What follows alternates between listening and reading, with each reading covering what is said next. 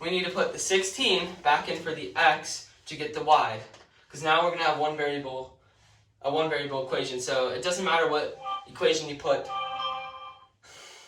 No phones. That's your phone. Can I see it? It's over there. Okay, well I'm taking it for the rest of class. I am supposed to be on like teaching. No, I'm taking it.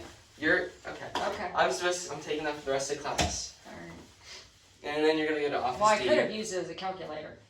We don't need a calculator for this. We're putting the 16 back in for the x. Okay. Which equation do you want to put the 16 in for? Which I x? would prefer the second one. The second one? Yeah. Okay, so erase this.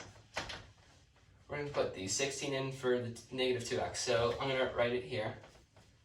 We're going to go, this is moving. Negative 2, 16. I put it in for the x.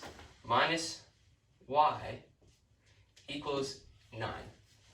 Okay, so negative 2 times 16, you know that. Negative 32. Minus y equals 9. Mm-hmm. Next, you know how to solve a regular equation. What are you going to do first? What I'm going to do is I'm going to Add the 32. Perfect. I didn't say that yet. Add the 32 and then put the 32 over there. And 32 plus 9 is 41. 41. Perfect. Equals negative y. So then lastly, you're going to divide by negative 1. Divide by negative 1. And you're going to get y equals negative 41. Perfect. I think that's right. I think I would have just done that in my head. I wouldn't even have put negative 1 over that. So do you want to check these solutions? We should probably check them. We're going to substitute the y. We're not going to do this on other ones. We're going to substitute the negative 41 and the 16 in for one of these equations to make sure it's correct. We want to check our solution. So I'm going to put it into the first one because everything's positive. It's easier. So 3 times x, which is 16, and then plus y, which is negative 41, equals 7. Okay. 3 times 16, That's why I said I wanted 40. a calculator. 48. 48 plus negative 41 equals 7. Which 7 equals 7. Oh, and so that makes it an infinite. No. It We're doesn't? checking our solution. If that came up for a variable, Oh, okay. but this is just putting in.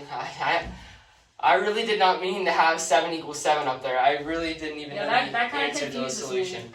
I'm sorry about that. Okay. But if we eliminate a variable, when you know how we're trying to solve for a variable, if the y's get eliminated and the x's get eliminated and we're left with 7 equals 7, then that's the infinite. Oh, This is just checking the solution. This is checking if the equation works, and obviously it works. Putting y back Yes. Well, both variables back in. So I'm going to erase this. So it seems like that you are really good with two system equations. So next, we're going to do. in. What are you drinking, Mr. Setnick? I'm drinking cold. Did you open my Bud Light? No. Oh, sorry. Okay, I was kidding. Go ahead. Next, we're going to go to two system equations. Okay, so we're going to use X, Y, and Z. Can we Perfect. use A, B, C? Yes, D, E, F? any three variables. Can we use Spanish letters or Greek alphabet? Okay. That's too far. So, again, like before, there are 3 different solutions that you can get. And I already went over them with you.